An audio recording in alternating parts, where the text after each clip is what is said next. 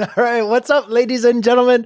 My name is Brian McLogan, and welcome to another open live Q&A where I'm here to take your questions as well as math questions. If you have a math question, then feel free to put it up there at brianmclogan.com/Q&A, and I will try to do my best. I do have 5 selected problems that I am going to work through.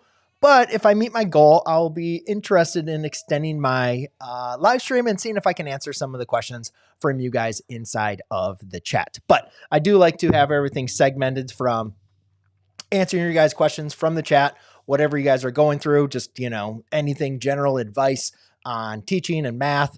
I know a lot of students in the United States are not going to have school tomorrow, for it is President's Day. So, might not be as timely for you, but then after that, I always like to go into doing some math because obviously I am a math dork, right? I like doing math problems. And so every Sunday I like you going over some of the problems that you guys submit because it does a couple things without me being inside the classroom. It keeps those kind of things fresh. I mean, obviously I do math problems for my day-to-day, like creating math problems and math videos. But that sometimes kind of gets, old, right? You're doing the same type of examples that you're working through. And I'm kind of being creative with trying to think about math video concepts and the problems. But I like when the problems that you guys submit to me, because then that gives me some good insight, just like as a teacher, of what you guys are struggling with, why you're struggling with it, how you're struggling with it. And then I can kind of put a little spin for you guys as far as me being able to instruct of how I would approach a problem like that in the classroom. And the cool thing is too, when as you're a teacher, you're kind of stuck with your curriculum. You can't really veer too far off. And a lot of the classes you guys are taking is not what I was very comfortable, or not comfortable, but I was always teaching inside of my classroom. So it's great to kind of re-expose yourself because some of the things, maybe I took in college, or maybe I never even addressed a problem like that. I think even the questions I had, we did something similar in my class, but we never, I guess, had questions that were exactly the way that these are phrased. So that's why I thought these were good questions for me to be able to show you guys work through on the live stream. So, hey, Trophy Fish, good to have you on. You have a question? Well, awesome. Well, go ahead and submit it to brianmclogan.com/Q&A, and I will go ahead and try to do my best. And yes, I am here. Oh no, I got to put this on. I don't know why every live stream gets changed. Oh, sorry, I got an itch. So yes, every Sunday, you can go ahead and expect me to be going live. Well, not every Sunday, majority of Sundays. Sorry, I got this bad itch. I wanted to go live earlier today, but it just didn't work out. And so then I had to go and take my kids for a bike ride. And now my middle child just learned how to ride a bike without training wheels. So she's very into riding her bike. And I was literally just about to hit go live for this live stream. And then she knocked on my door, asked me if I could go on another bike ride. So I do have some later commitments after the stream, but that's the unfortunate thing, as far as I can't be always consistent with when I'm going to be going live on Sundays. But if you have notifications already ready, then you will know exactly when I'm going to go live. Hey, R off. Yes, I am doing very well. I hope you are doing great. Yes, it is a great fine day. We had actually a cold front coming through, so it's actually been really, really nice. It was rainy, but it was nice and cold. So very excited. I'm not looking forward, though, to tomorrow. There's so many things I want to do on YouTube, and I feel like I take up my whole day doing them. But I'm going to have my 3 kids back from school, so we're going to have some fun. I can, but going over exponentials is something that's a lot to go over. So if you have a specific question on exponentials, then let me know, like they're asymptotes. Then, kind of let me know, and I'll be more than happy to go over that. I believe also I have a new video. I'm not sure, coming out tomorrow, where I'm at, but I created like a course on quick reviews for like learning exponential functions. There's going to be a couple of videos coming up on Monday that will also cover that topic as well. But if you have a specific question, let me know. I have a problem. I forgot the way questions are done after solving them. I have a problem. I forget the way questions are done after solving them. Not really sure exactly what you mean, but if you want to maybe rephrase that and resubmit, then maybe I'll try to be able to see what I can do to help you out. Mr. McLogan, what are common mistakes when multiplying and dividing fractions people do? Can you make a video about this? If not, it's okay. I actually just made a video on this for some of the most common mistakes that students make with fractions. So if actually you go on my channel, it was probably within the last week or two, I made it. So I'd highly recommend going and checking that out. But I will say, just to kind of give you what I would go through as far as multiplying and dividing fractions, multiplying, I would say the biggest mistake usually students will make is going to apply cross multiplication. Like, no, we don't want to apply cross multiplication. Remember, when you're multiplying fractions, you multiply straight across. For dividing, I would say a lot of times students will make the mistake of flipping both fractions, or maybe flipping the first fraction instead of flipping the divisor, which would be the second fraction. Because remember, when you're dividing fractions, you can rewrite it as multiplication of the first fraction times the reciprocal of the second fraction. So I would say those are kind of two mistakes: cross multiplying for multiplication and flipping the wrong or both fractions for division. And I would also recommend too, some advice when you are multiplying or dividing fractions, always look to simplify first. I wouldn't really consider it a mistake, but a lot of times students will get the problems wrong because they didn't look to simplify them before they applied the operation. So always look to simplify, apply operation, and then simplify once again. Hope that helps.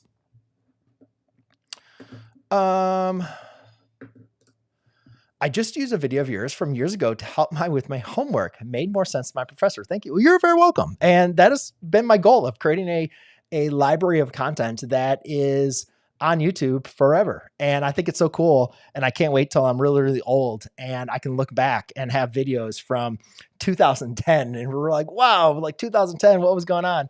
And there I am teaching math inside the classroom. And I continue to it. You know, I mean, that's why I'm continuing making math videos. And so it's so awesome that those videos can still live on and still help you out. Could you please go over function transformations like parent functions and transformations, open transformations, and linear absolute value, or modeling with linear functions?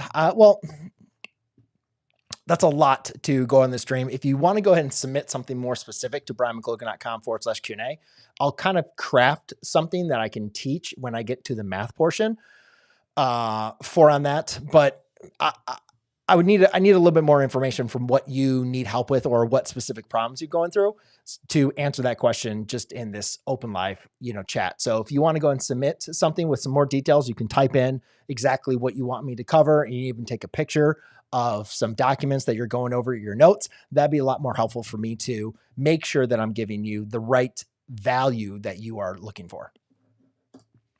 All right, I'm not sure if I told you this, but I'm essentially teaching this honors pre-K class to help me gain experience of what it would be like as a teacher. And so far, I love it. I'm not sure, but I'm essentially teaching this honors. So I'm not really sure what you mean by essentially teaching it. Does that mean maybe you're helping out a student and kind of teaching it from on there, or you're kind of going through the motions of teaching this? But one of the things that I have always believed, or, I strongly put into, if you really, really want to learn something, then yes, put yourself in that position of having to teach it. That's why I think it's so important to become a tutor and help students, even if it's in Algebra 1 or Algebra 2. But you have a different mindset when you are looking to help somebody understand something that doesn't have that knowledge yet. And even though you might know how to do the problems, right, the ability to be able to explain something and give somebody the understanding puts more pressure on you to have a deeper understanding of what you're learning and of what they're learning. And so I think it's really, really important and really, really helpful for you to do that. And I love to hear that that's exactly what you're doing. And I think you'll definitely see the benefits out of that by the end of the year. Depends on what topic you are talking about. Maybe for geometry, then yes, I'd say you talk about angles a lot. Is it okay if you go over SOHCAHTOA? Well, I don't know what you want me to go over for SOHCAHTOA. So I can just explain it, go over the SOHCAHTOA from on there, but just go ahead and submit it and submit a question, brianmclogan.com/Q&A, and I can give you much more details of what you want to cover on there. Hi, Mr. McLogan. Are you familiar with IB Math, AA syllabus? If so, how do you study vectors, geometry, trigonometry, permutations, combinations, and complex numbers? I am not familiar with IB math. We did not have that curriculum at my school. We did the ACE math, and actually, I never got to actually teach that. It's kind of weird. Out of the 14 years, I taught everything at my school except for statistics and the ACE math. So it's obviously very, very similar from online, and our the ACE math and IB is going to be very, very similar. And I was familiar with it, but yeah, it was just nothing that I ever got deeply in for there. And obviously there's a little bit more rigor involved with those curriculums. But as far as specific problems, that's not just something I've gone through, whatever, or as far as specific problems in those courses, that's not something I covered.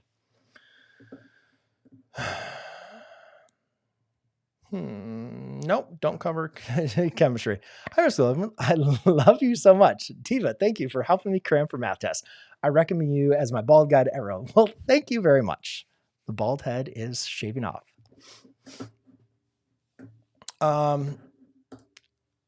No, I would have to go back and review. Sorry, it's been so long since I looked at any of that.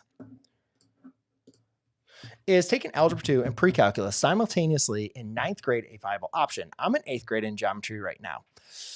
I would not recommend it. Now, again, I would not recommend it for a general population. I don't know your situation and what you're trying to achieve. A lot of times when students are looking into doubling up classes or taking summer classes, it's because they are, trying to get ahead. And I think if you or take ahead and take more advanced classes. I am just not a big proponent of thinking math is a race and there is a timeline.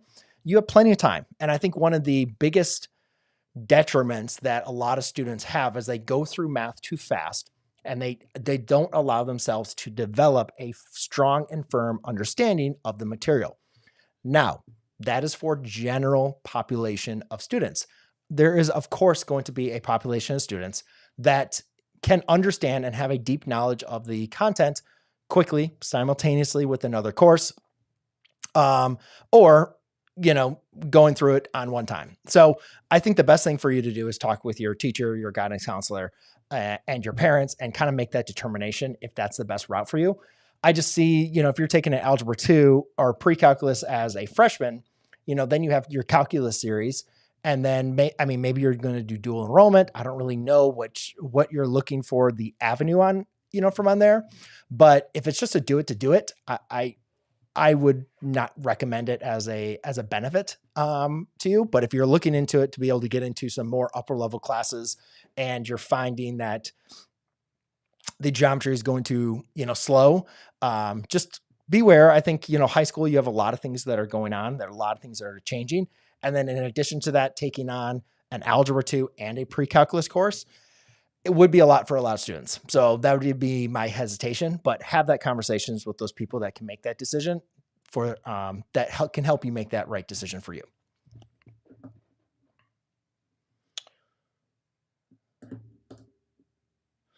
How do you learn math so efficiently? Well, that's a great question. I don't think I learn math efficiently. A lot of times when I'm learning math, it takes me a while to really digest the information. And when I was a student, I remember taking a test and maybe not getting a great grade on it. And then 2 weeks later, I would finally understand everything that was on the test. So everything that kind of comes across on these videos, it might give you the perception that I understand math, efficiently and that I am strong math student or that math came easy to me. And it's not the case. I struggled with math growing up. And even to this day, when I'm understanding or reading, questions, sometimes I have to take a while for me to really digest that information. I think the things that has helped me become a stronger math-minded person has been doing practice, a lot of practice. I do math problems every single day. And when I was a teacher, I'm doing multiple problems. And so I think that's really important for you to have that muscle memory of doing math. And then also exposing yourself not just to doing the same types of math problems every day, but also challenging yourself, because that's how you're going to grow as a math student, is when you're constantly challenge your brain to be learning different ways to approach problems and how to tackle different problems. So I think you can always look back on yourself and see how far you've grown. So my advice to you would be make sure you keep on doing the practice, building up those foundational skills, but also continue challenging yourself. And you'll see yourself growing as a math student through that. Yes, one problem I'm facing is my class isn't very responsive. Like when I ask questions or try to get them engaged, and I don't want to call them out randomly because I don't want to make them uncomfortable. Yeah. I don't think that's necessary, to be in um, from there. I think just, focus on learning the best out of the course, for on you, challenging yourself in your own right. And, your students, everybody's there taking pre-calculus for a different reason, right? Some people just want to get a good grade. Some people just want to pass the class. Some people want to learn all the information so therefore they can teach it, or that they're prepared for calculus, or whatever may be the case. So, not everybody's always going to share the same motivations as everyone. So I would just, continue focusing on what you want to get most out of the class and challenging yourself. And that's the best you can do. Can you do limits, please? Because I suck. Well, submit a question to brianmclogan.com/Q&A, and I'll be more than happy to help you. I also have a really, really big limits playlist where I've covered a ton of questions on limits. So if you want to go and check that out, that's on my channel as well. Hey, Amian, good to have you on. Hi, can you go over the biggest case in trigonometry and how to determine which on it is? Yes, that is that is going to be a lot. I'll try to see if I have enough time. I guess we'll see if we have a goal. I can try to go back over it. The best, if you want me to cover it, is if you submit it, then I'll make sure I get designated time for them. I'll try to remember on the ambiguous case for you that I can cover it. But I'd like to kind of know where, some more information on what you're struggling with or what you're having trouble with on the ambiguous case. I also have a ton of videos on how to know when it's 1, 2, or no triangles, as well as working through the 2-case, solution from on there. So I actually have some more recent videos on that, not just the older classroom ones. If that helps you out, but yeah, if you resubmit this at the end of the stream, when I start going over the math, or if you have something more specific, then submit it to brianmclogan.com/Q&A. Miss McLogan, if you do not mind, if you don't mind, can you, I'm assuming, to make a video about the most people are afraid to ask for help from tutors and teachers that becoming dependent can be necessary? When doesn't know how to get started? Let me reread this. If you don't mind, can you, I'm assuming, make a video about how most people are afraid to ask for help from tutors and teachers that becoming dependent can be necessary? When doesn't know how to get started? I'm not sure if maybe you could rephrase that. But I will say that a lot of students do struggle with struggling in math. And I think it's something that's uncomfortable. And I think it's critically important for us to be able to learn how to struggle in mathematics. And it's helpful to have a teacher, and it's helpful to have people around us that we can get help from. But what you were mentioning too is also like not becoming dependent on them. We have to be able to learn to become independent thinkers. And that's one of the biggest reasons why a lot of students struggle in pre-calculus. Is that's one thing that I really tried to develop with them, is becoming those independent thinkers. And it's a mind shift change. It's a way to a different change, a way to approach math, a way to approach the class. And a lot of students that came into my course thinking it was going to be like algebra 2 plus, they struggled. But I'm telling you, the students that were able to adjust, the students that are able to identify how they could be successful in my course, once they took calculus, they're like, this is a breeze. Like, I got this. Like, I know how to do this. And it always pained me when students would struggle in my class, and the only thing they wanted to do was just get out of the class. They didn't want to work through the struggle. And a lot of times their parents would support that. And I get it. I'm a parent myself, and everybody's going to have different reasons, but I think it's so important to learn how to struggle, to learn how to work through that, and to learn how to become an independent thinker, especially as you continue in mathematics and beyond. I am learning and studying for grade 8-9 course, which to take a test for, and I'm stressed in studying. doing chat GPT tests. Any tips? Yeah, I would just continue doing work. Like, I don't know how great, I haven't vetted much a test or problems from chat GPT. I have had them like create some problems and kind of get some ideas. And I wouldn't say it's like perfect, maybe like an 80%. So I definitely still rely on what my teacher is providing you. That's definitely number one. You can use AI to create more problems off of those problems, maybe submit that and get some additional examples, or also just maybe look online and, from other teachers and see what they have created that they can provide you with some additional examples, because it's important when you're studying for a test, especially if you're stressed. What that means is you feel you are not prepared. So when you're getting into the test, and I'm telling you this, I talked about it for a Michael Jordan story, but kind of get into like the Super Bowl, right? You're going to have, let's say you're playing in the Super Bowl 2 weeks ago, whatever. So that's a lot of stress, right? Everybody's going to be watching you, the biggest stage in the whole world. So the main thing though, to have success in that Super Bowl is, one, you're like showing up, but two, it's like preparing, right? You got to make sure that you are in your best prepared. And you don't just want to like, oh, it's the Super Bowl next week. Like, let's just go through the motions and I'm going to show up. No, these people are over preparing. They're going over all the little details and overdoing it. So therefore, when it's time for them to show up, it's like a walk in the park. They've seen this before. They've seen all the plays. They've studied everything. They've gone through all the drills. And that's the important thing that I want you to think about when you're taking a test. Think about it maybe at the Super Bowl or the game. If you play sports, you're doing practice, preparing for the game. You're studying the other team's plays, yada, yada, yada. And so when you're preparing for a test, that same mindset needs to come in. You need to think about over preparing. Do the work that has been required of you. But also, I love that you're going on ChatGPT or whatever else, but find additional problems, find additional ways that you can stretch yourself and challenge yourself, and then also put in additional work. So therefore that you are prepared for your test. And I wish you the best of luck. And stress is something that is never going to ever go completely away. So there is a part of it of learning how to deal with it. But also realize that that's coming from somewhere. It's coming from somewhere telling you like, hey, make sure you put in the work. And then when it's test time, you just got to show up.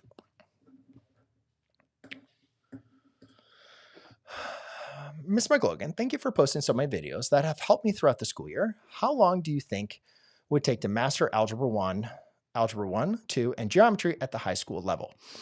It's an interesting question. How long do I think? Well, obviously it's all going to depend. Everybody's going to be different. Everybody's going to have different experiences. But, it's kind of hard to answer that question too as well, because the way that I taught Algebra 1 and Algebra 2, I didn't really love it. And the reason why I didn't really love it is we covered so much content so quickly. I never really felt that students had a strong, in-depth understanding of the stuff they were learning, because we would teach a topic, go over, do the quiz, teach topics, quiz, test, and then we had to move on. And I feel like every single time I was teaching Algebra 1, Algebra 2, and even geometry, it was like a race at the end of the year to make sure we covered everything that was going to be for the students on the EOC. Like a race. And then we just like throw stuff at the students to be like, make sure it's going to be on the test. Like, make sure you know it. And of course, like nobody was actually learning this stuff. They were just cramming for the end of the course. And then we could say, hey, everybody, Johnny and Alice, they scored this and they know this information. When in reality, they had a very thin layer of understanding of the material. So I think we can do a lot more learning efficiently if we're going a little bit more in depth. But, I think anywhere between a semester to like a 2-semester like system for those 2 courses is covered for like the majority of students, where you can actually go in depth. And then again, like some students they just learn math really, really slow and they struggle. So they would need like maybe 3 semesters. So, but I think for a majority of students, between a semester and 2 semesters, you could say that if you have that focus and we maybe adjusted our curriculum and how we're teaching those courses, that you could have a solid understanding of the material.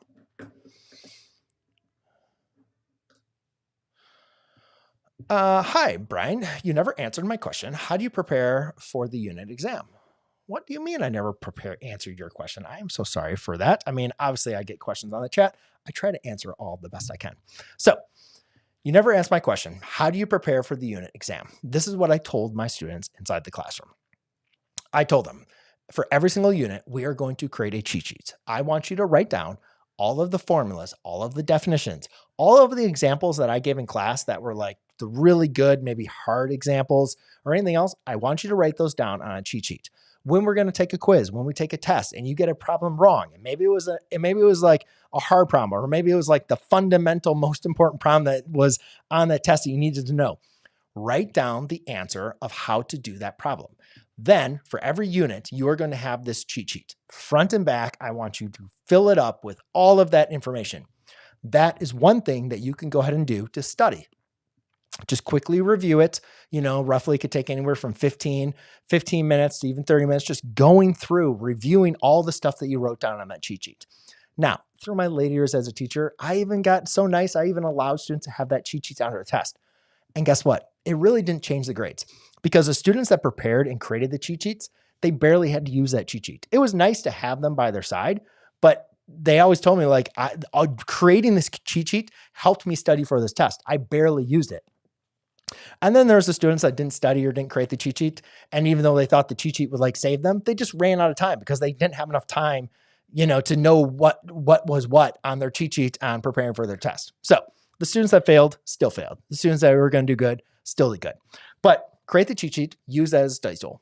And then also I tell students, like, go back over the problems that I provided you. Like, I gave you a cheat sheet. I gave you a study guide. I already gave you a test. I gave you quizzes. Go back over those problems. Redo the problems you got wrong. Redo the problems you got right. Go back over the motions and practice them. And then also challenge yourself. Find some additional problems. Like I said, you could use the AI models. You could go into the textbook at the back of the book. Try some more problems to challenge you. Because we all know when we get to those unit exams or those final exams, there's always those questions like, when did we learn this? And it's always a problem that is based off of what we learned, but it has a twist. It has a challenge. So the more prepared you are for those difficult types of questions, the more you're going to be ready and prepared when you see them on a test, on a unit test or an exam. I hope that answered your question.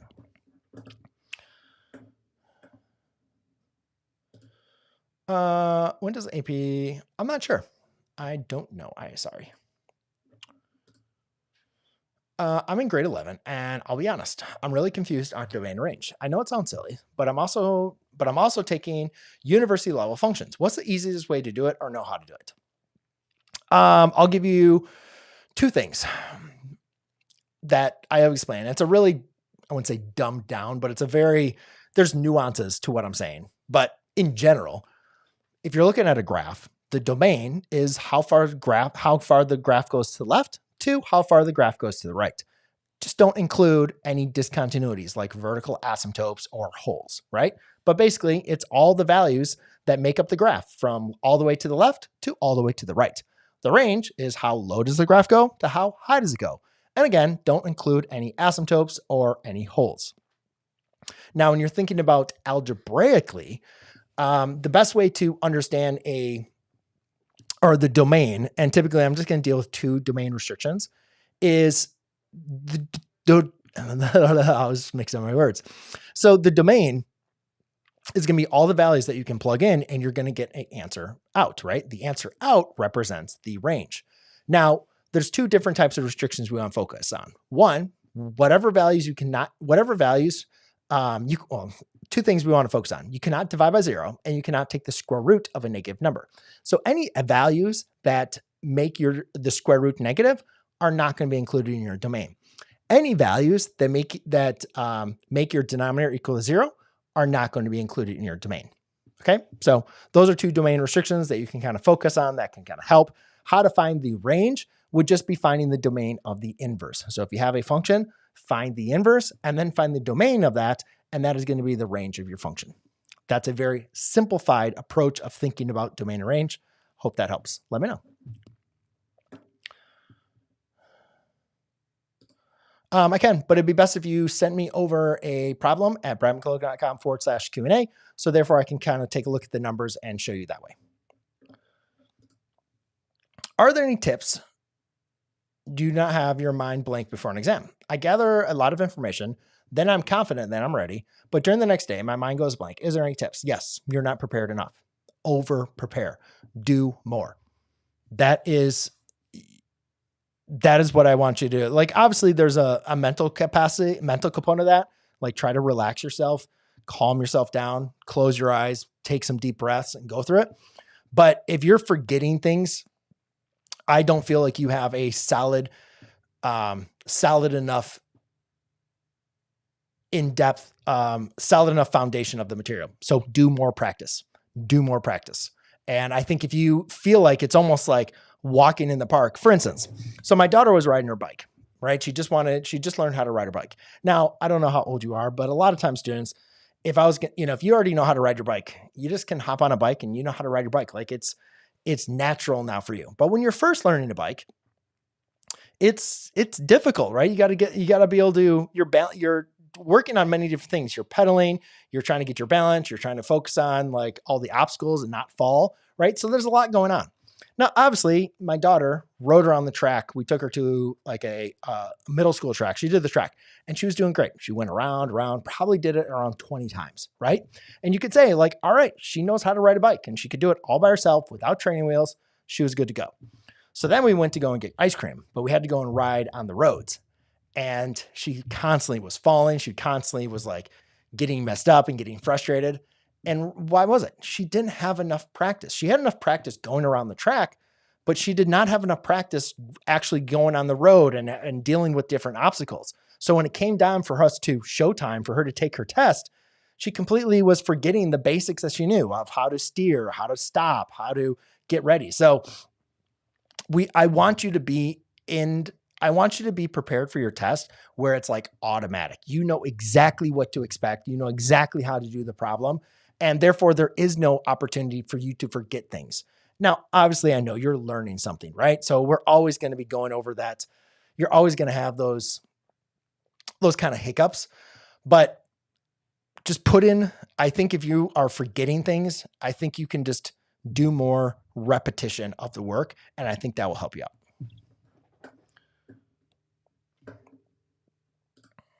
What is your advice for becoming a teacher?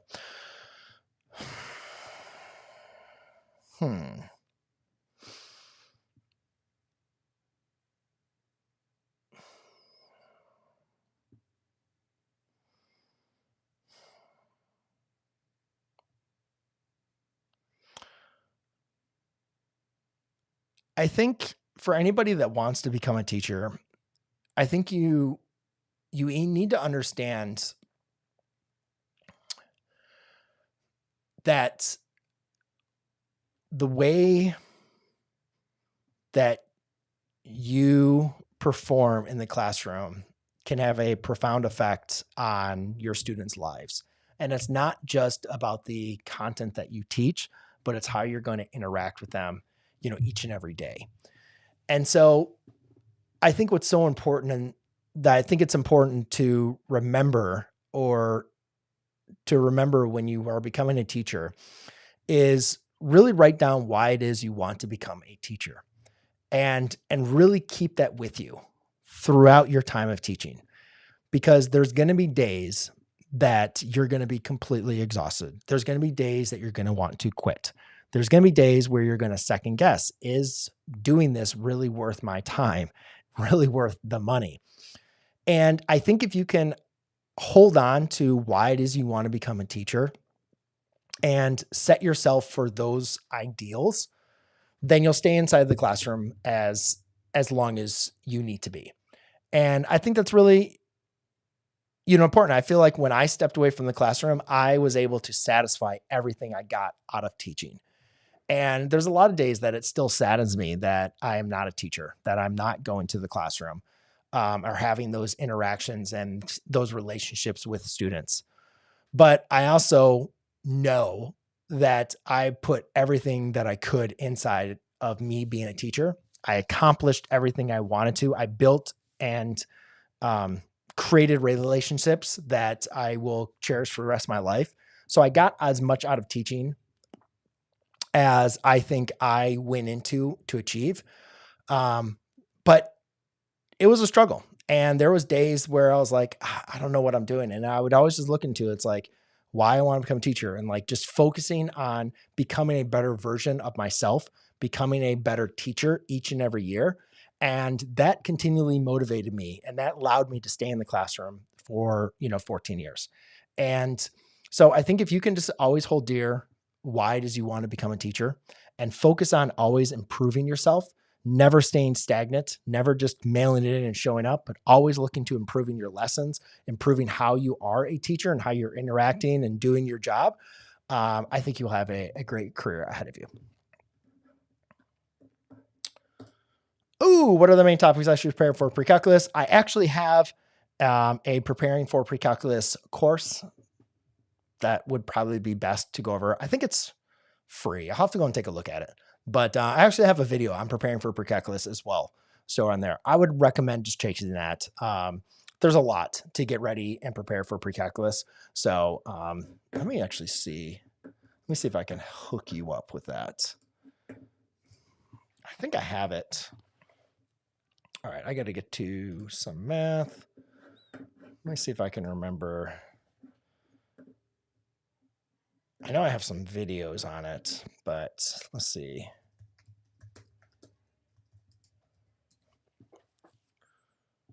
Come on.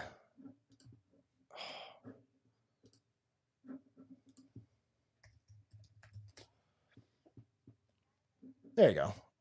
Well, this is a 6-minute one.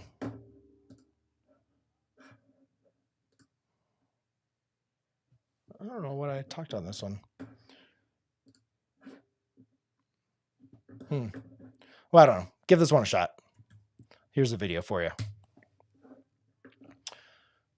All right, let's get into some of these questions, then let's get into the math.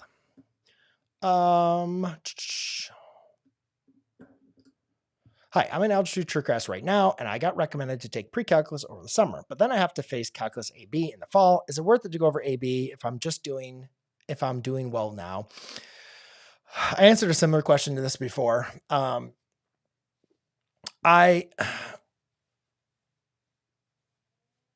don't know what math is not a race. I don't know how many more, I don't know what grade you're in, if you have another year, if you could take AB calculus next year, or if you want to take AB and then you want to take BC, like there's a lot that goes into this discussion. So I'd highly recommend talking to your teacher, your counselor, as well as your parents, making sure that you're making the right decision for you.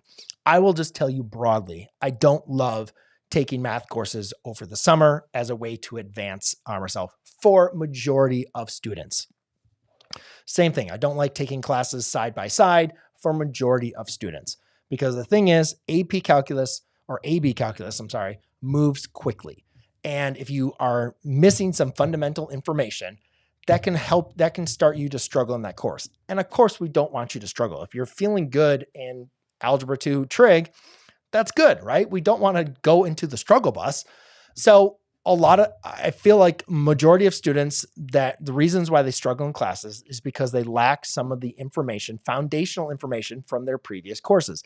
They either did what they needed to do to get the grade, and then they just kind of move on. When you're taking a summer course or when you're taking a course online, in addition to all your other courses, it's just probable or more likely that you're not going to be able to get to that in-depth information. And again, I'm talking broadly for a majority of students. So that's why I don't like it from there. So unless you are trying to take, Calc AB, Calc BC in the next 2 years and you need to take pre-calculus over the summer, then I advise, okay, that's maybe something strongly you need to look at. But if it's just to do it just because you got flagged for it, I'm just not a big proponent of doing those. So, but it's not my decision. Take that as a grain of salt, have that conversation with your teacher, professor, and parents. And, I wish you the best of luck.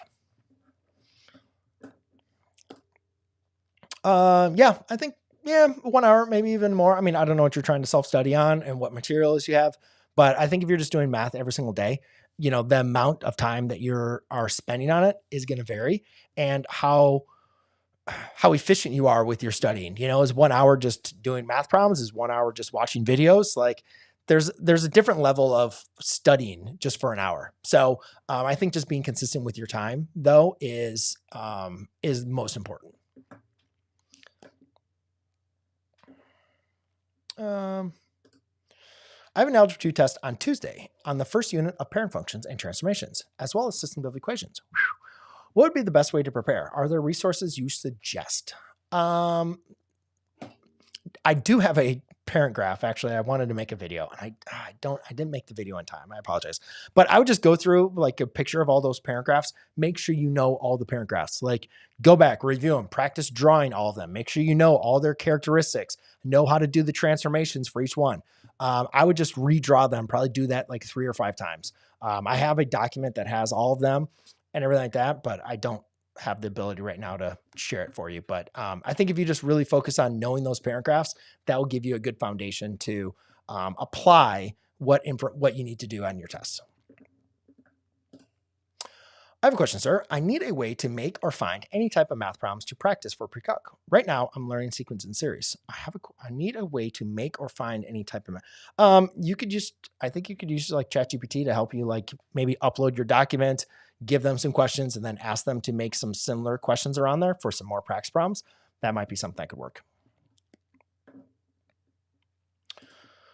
I have no idea. Talk with your professor, or I'm sure there's some stuff online that people have experience, going in mechanical or software engineer that they can advise. But I would definitely speak with a counselor that is from where you're looking to go. So therefore they can help you with that. Well, hello, FJ7. I'm glad to have you on my live stream. I do these every Sunday. I don't memorize them effectively.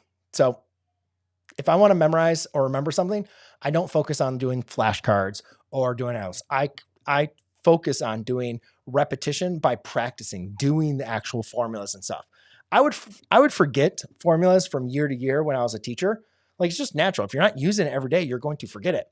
But then once I would teach it and I'd do that problem, or do those types of problems or write down that formula 10 times on the board, I remembered that formula over and over again. So my advice to my students is never just memorize something just to memorize it. Practice doing the problems, with the formulas and writing it out. And I think if you have that repetition and you have that context of how it's being used and when you're using it, that is more effectively to remember exactly what the formula is.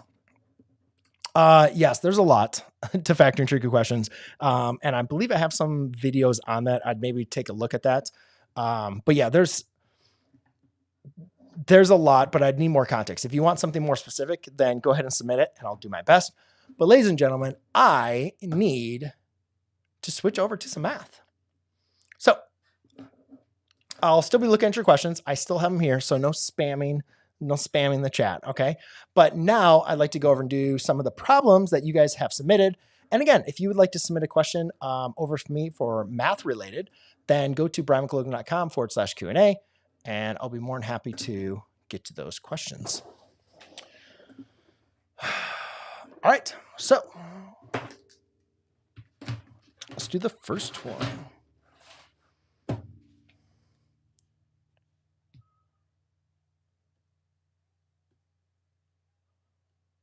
Come on, there we go. All right, first question, Marston. I would really appreciate a good explanation for these types of questions. You actually submitted 3, but I'm going to go ahead and do this one. So a quadratic function has the roots of 1 plus square root of 3 and passes through the points 1, -9. Find the equation of the function. Okay, so a couple things we need to know. We need to know what do roots tell us about what our roots tell us about the equation of this. So let's just kind of go through a basic quadratic. If I had like x squared, let's do y. Y equals x squared, I don't know, minus a 5x plus 4. Well, we can rewrite that in the factored form of x minus 4 times a x minus 1.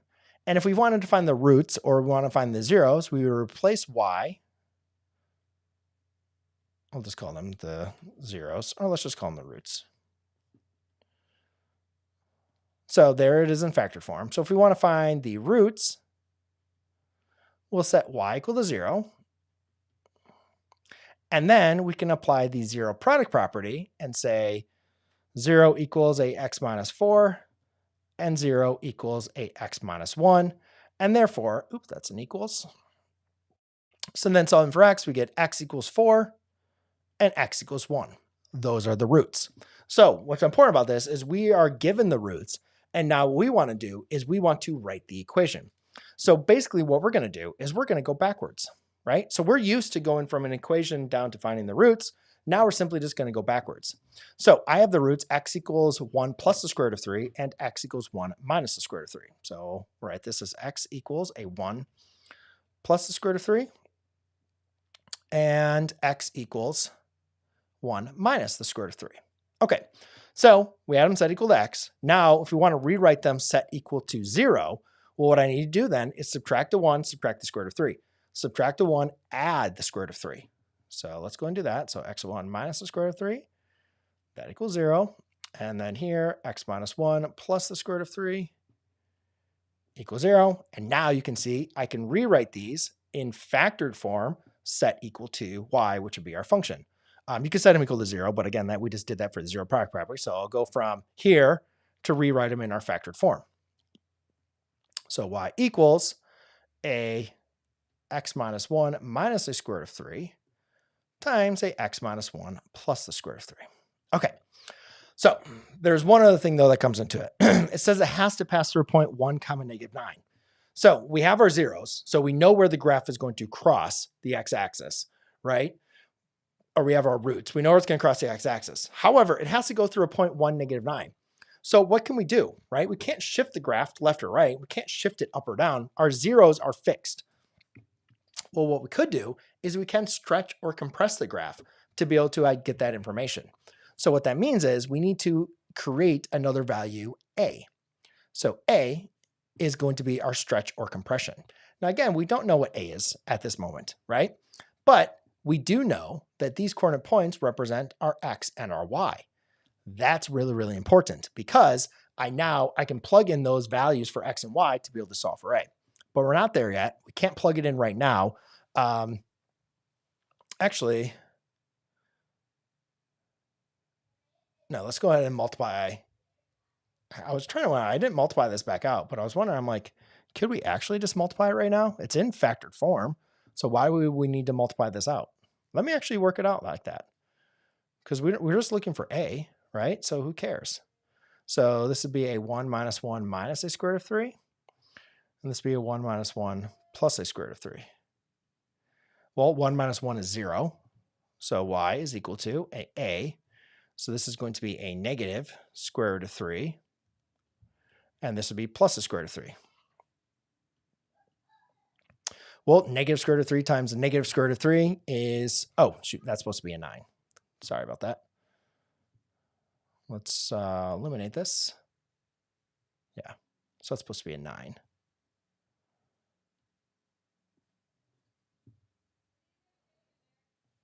So that's supposed to be a negative 1. Oh, negative 9.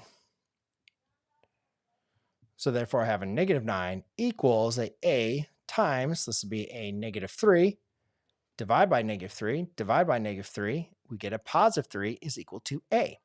So now I can write my equation as y equals a 3 times a x. Oh, I still need to figure out the equation. So yeah, that's fine to do it that way. That's fine. But we still need to write the equation. So I still need to multiply these out. Okay. So let me show you how I would multiply these out. Let me get, there we go. Okay. All right. So I want to make sure I have enough room on there. So how could I multiply all of these out? Or how could I multiply these to get to my equation? So it's fine to plug it in right there. So if I was going to multiply this, x minus 1 minus a square root of 3 times a x minus 1 plus a square root of 3.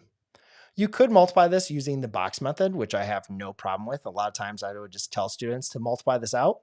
But let me give you a little bit of tip. This is what I would also do a lot with my pre-calculus students. I say, well, if you group the x minus 1, since those are exactly the same, what I want you to recognize is we can rewrite this as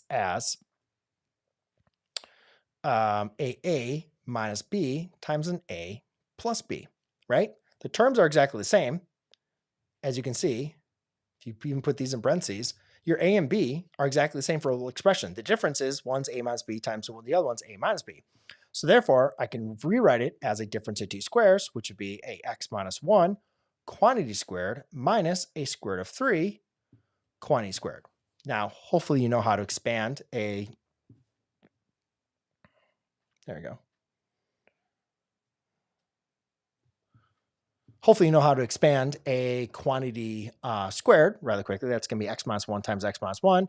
So that's going to give us a x squared minus a 2x plus 1. And then square root of 3 squared is going to be minus a 3. So therefore, this is a x squared minus 2x minus 2. So we have our equation, which is multiplied out, and we have our a.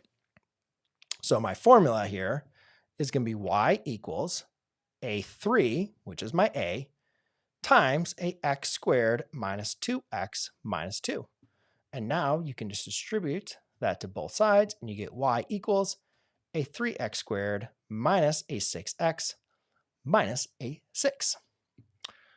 Marston, got another question. Determine the points of intersection of the line y equals negative 2x plus 3 with the quadratic function y equals 2x squared plus 4x minus 5. Okay, so I think it's really important just to understand what it is we're trying to do here. So we have a quadratic equation. Let's just say it looks something like this. And we're trying to find the intersection with a graph that maybe looks like this. So if you have a parabola intersecting with a line, not always does it have to intersect at 2 points, but we can recognize, though, there's going to be 2 values that could be where it's going to be true. So how do we represent algebraically, graphically, when 2 things are intersecting? How do we represent that algebraically? We set them equal to each other. So if we want to find when these y values are going to be the same, we want to find, so for both these, where a point matches up, we know the y and the x values are going to be the same. So if we have both these equations solved for y, we can set them equal to each other and then solve for x, which is going to give us the x values where their intersection is. So what we can do is just say, all right, negative 2x plus 3 has to equal a 2x squared plus a 4x minus 5.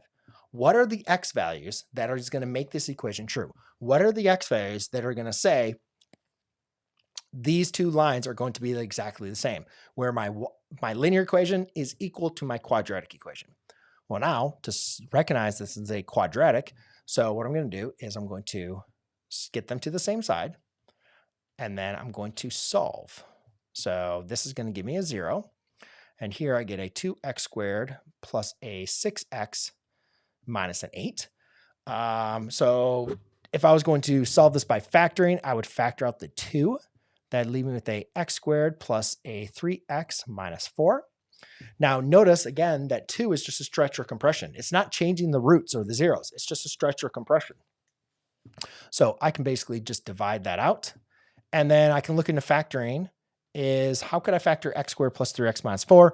Well, think about this. What 2 numbers do you know that multiply? What 2 numbers multiply to give you 4, negative 4, add to give you a positive 3? I'm thinking positive 4, negative 1. And so therefore this would be x plus 4 times a x minus 1.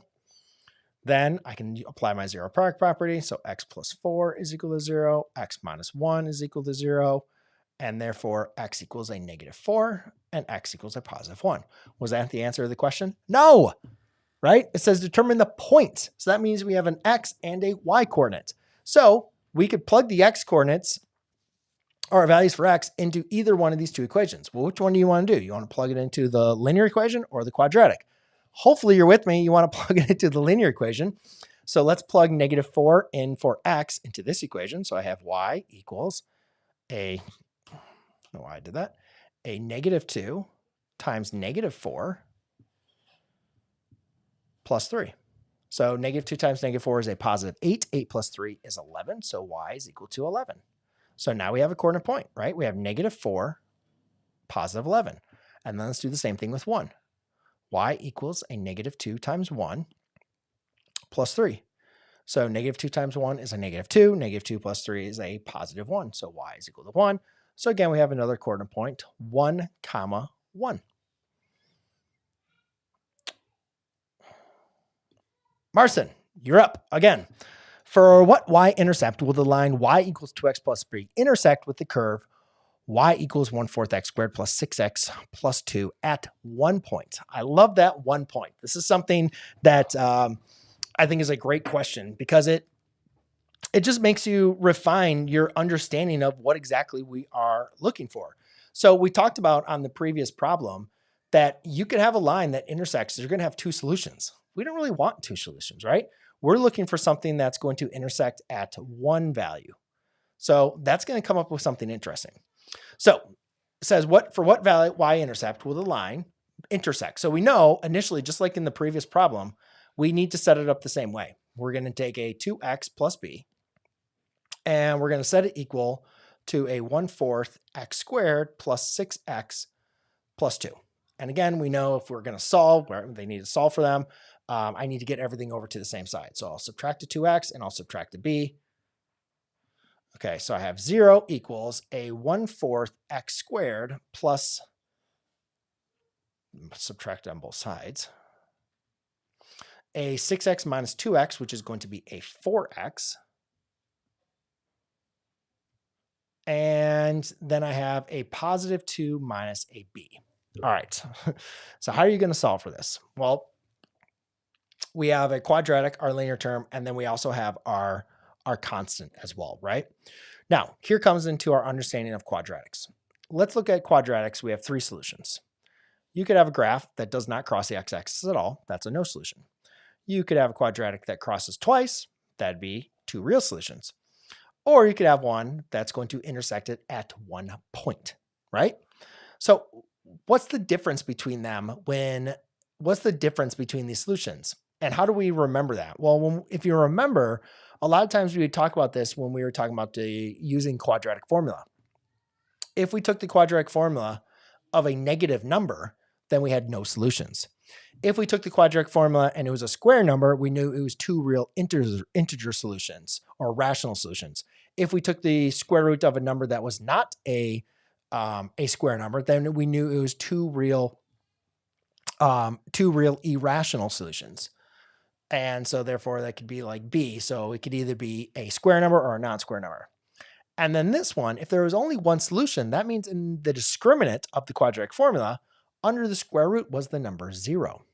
So what's important about this is if I want this line to cross this parabola at only 1 point, I need to find the values that make my discriminant equal to 0. So what I'm simply going to do is say 0 has to equal, now I got to remember what the discriminant formula is. The discriminant is going to be a b squared minus a 4 times a times c. Okay, so let's go through what our a, b, and c are. So 0 equals b squared, that's 4, right? So I have a 4 squared minus a 4 times a, which is a 1/4, times a c, which is a 2 minus b, right? Because it was whatever my constant was minus b. So let me actually do this.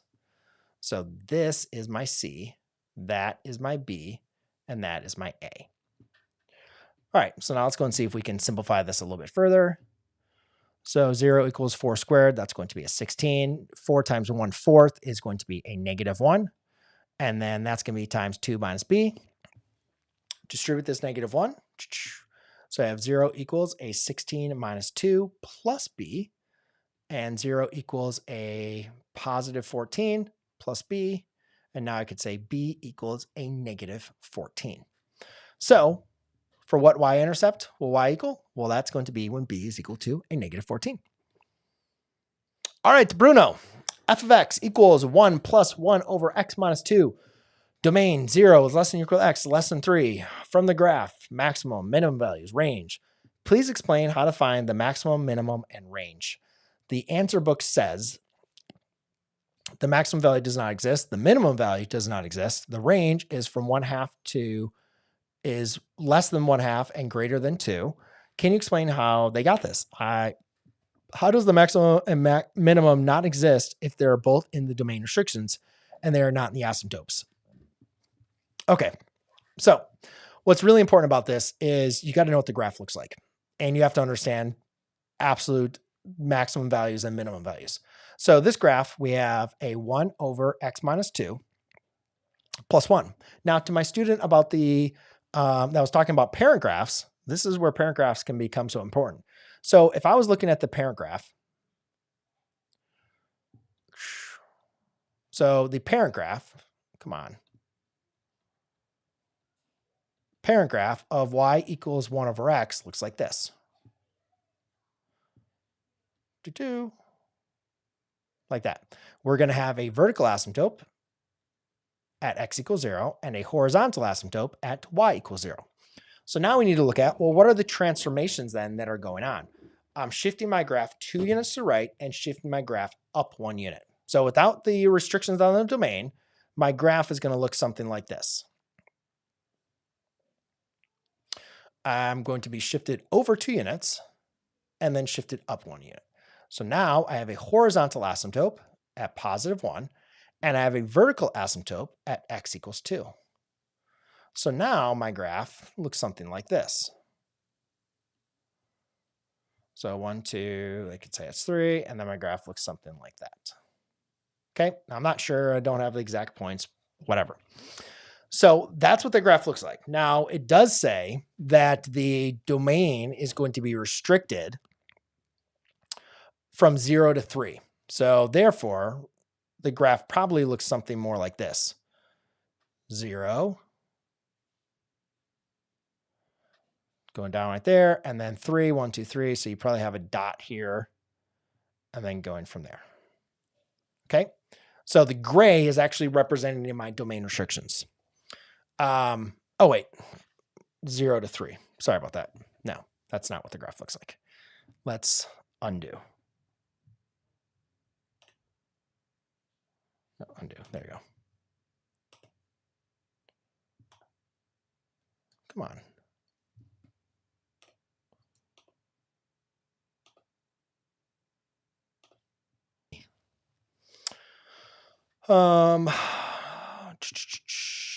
Okay.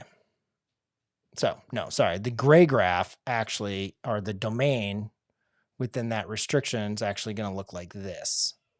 Let me get that done. Come on.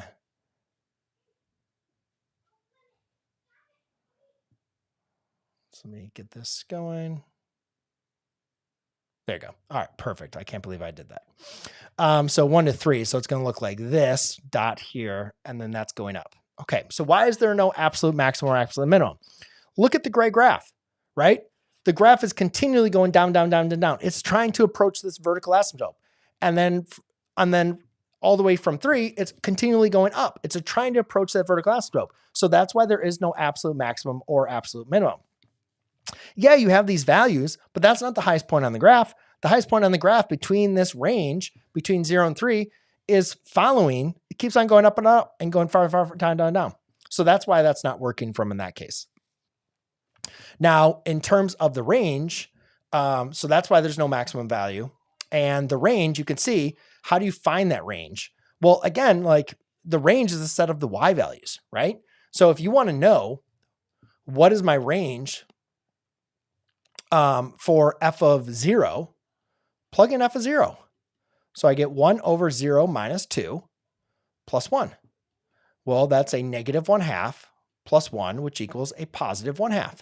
So that's why you can see this range of y values. You can see this graph goes all the way down to negative infinity, but the highest point that's going to go to is going to be is that a positive 1/2? Yeah, that's a positive 1/2. So that's supposed to go like that, then from on there. So make the graph look like that. Okay, there's your y value. So it's supposed to be a positive 1/2. And that's how they got that value. So f of x is less than to a positive 1/2. And then from 2, so you go all the way from 3. So if you plug in 3, so let's figure out what f of 3 is.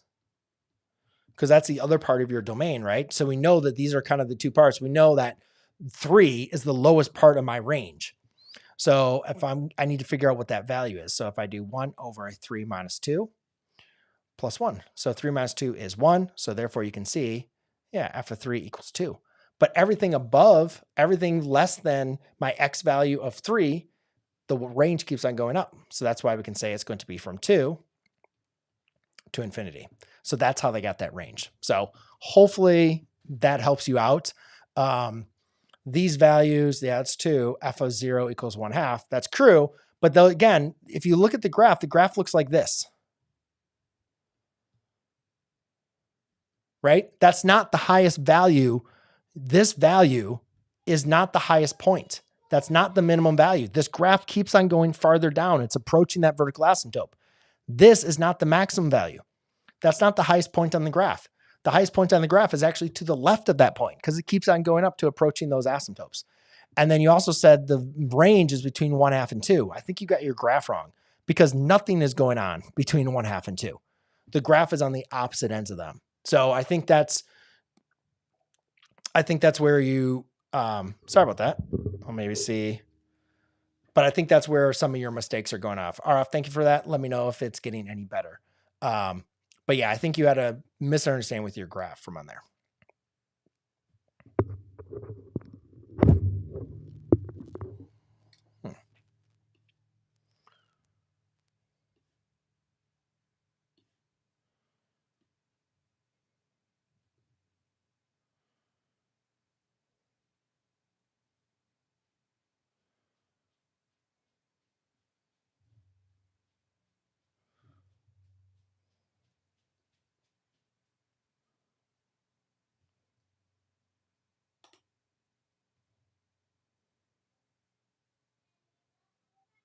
Okay, so let's go to the next one.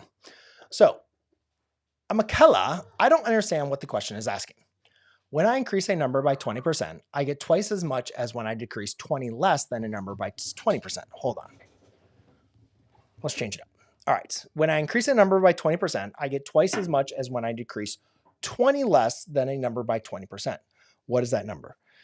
Okay. So in my opinion, I think it's a couple. So we got a word problem. Nobody likes word problems. And I don't choose word problems, but I kind of decided I've been working on a word problem course. And so I've been kind of like going back through them and kind of seeing like, I think this could be beneficial for a lot of students knowing how to work them out. I'm not going to go through the full thing. I'm going to try to keep this simplified so we can get through it. But I will hit on some of the points that I'll be talking about. So first thing is we need to identify what our variable is. So let's have x equal the number. Okay, that's going to be our original number. And so that is what we're trying to find, right? So we're trying to look for what is the original number. So now we have a couple things that are going on. We say, when I increase a number by 20%, how do we write that, right? So let's talk about the increase. So if I increase something by 20%, you could say that could be rewritten as x plus a 0.2x, right? Because 0.2 represents 20%. So if you increase it, you're adding 20% of that number. So x plus 20%. Now I can add those together. You can think of this as like a 1 in front of there. So 1 plus 0.2 would be a 1.2x. Then it says I get twice as much as when I decrease 20 less than a number by 20%. Okay, so now let's talk about the decrease. Okay, so I have 20 less, so I could do x minus 20. That's a decrease. Then I decrease 20 less than a number by 20%. So now, again, we're going to be decreasing it by 20%. So if an increase is adding 20%, a decreasing would be subtracting by 20%. So I can do a x minus a 20 minus a 0.2x times a x minus a 20. Now again, this is a 1. I don't know why I put a 2x there. A 0.2 times x minus 20. All right, so again, just like we can combine these two, 1 plus 0.2 is 1.2, I can subtract these. 1 minus a 0.2x,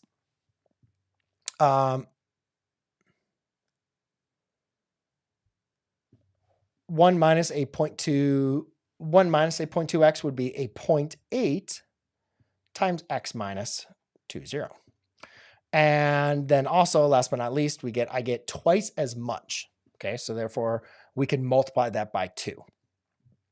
So then I can say a 2 times a 0.8 times a x minus 20. Okay, so when I increase a number by 20%, I get, so therefore we can say increase the number by 20% is going to be the same as twice as much as when I decrease by 20 less than a number. So what is the number? So let's write out this equation. Let's change out the color. So now I can say a 1.2x is going to equal to a 2 times a 0.8 times a x minus a 20. All right, so we can multiply that.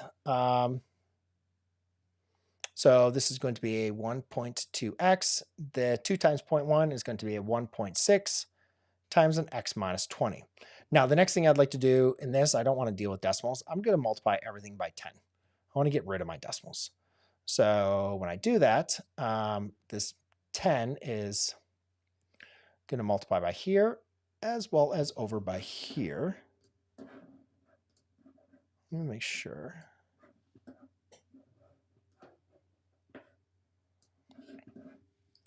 And when doing that, let's see, now that's going to be a 12x is equal to a 16 times an x minus 20.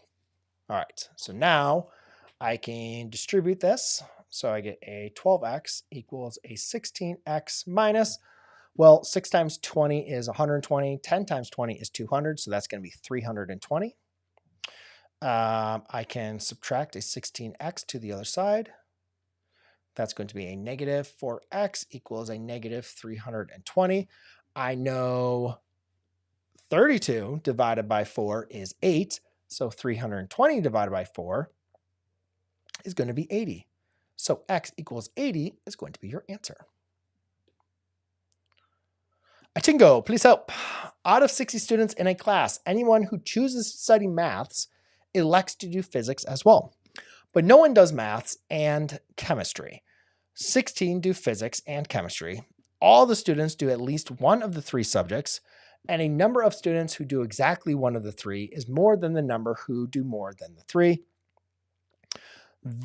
Then the range of the cardinal number of students who could have done only chemistry is. Okay, so for this problem, we need to make sure that we can understand exactly how everything's doing. We're going to look at, using like some Venn diagrams. So we have chemistry and we have physics. We have students taking both of those, right? That was 16. Okay. And then it says, anyone who chooses to study math elects to do physics as well. Oh, physics. No, it's, let me switch those around. Well, it doesn't really matter. But, all right, so we have physics. Here's chem. And then all the students who do, but no one does maths and chemistry. Okay, so we're going to have math is going to be right here. So math is a separate circle, has to be inside physics because it says anyone who chooses to do math elects to do physics as well. So anybody that's doing math also does physics, but nobody that takes math is in chemistry. So that's why it looks like this rather than like your typical triple Venn diagram. All the students do at least one of the 3 subjects, and a number of students who do exactly one of the 3 is more than who do more than the 3. Then the range of the cardinal number of could be the done only chemistry is. All right, so we're looking for a range that could only do chemistry. All right, so we know that students doing physics and chemistry is represented by 16. All right, so what I'm going to do is I'm actually going to rearrange these circles, using Venn diagrams with some letters. So I will say let's have this is 16. Let's have this be A, this be B, and this be C. Okay. We know that all the students who would do at least one of the three subjects and a number of students, people who do exactly one of the three subjects, is more than the number who do more than any of the three. So we know that A plus B, let me write over here, A plus B has to be greater than 16. And then also, we already have 16, oh, sorry, not 16, has to be greater than C plus 16. Because we already have C, right? And so we already know that these two, A and B, the people in here, has to be greater than C plus 16. And we also know that A plus B plus C is going to equal to 44. Because if you think about this, we didn't talk about any students that are not taking any of the courses, and we know that there's a total of 60 of them, right? So we have 60 courses. So if we already have 16 people choosing, we need to decide, all right, what are these people that we're looking for? A and B. A is people that are just taking physics. B would be people that are just taking math. C would be people that are just taking chemistry. But again, we know that the people that are taking more than one, right, the A and the A and the B is going to be larger than a C plus 16. So if we're looking for the range for chemistry, we know obviously from the range, like, could we work on 0? Could there be 0 people that took it? Now their option is 0 and 2. Well, let's go and see if 0 works. So if I was going to place 0, so let B equal 0. So then I'd have A plus C is equal to 44. Or you could also say A is greater than C plus a 16. Now again, is there going to be a value that would work when B is equal to 0 that we could still work that would make this equation work? Because remember, anybody that is, if I'm not, B is equal to,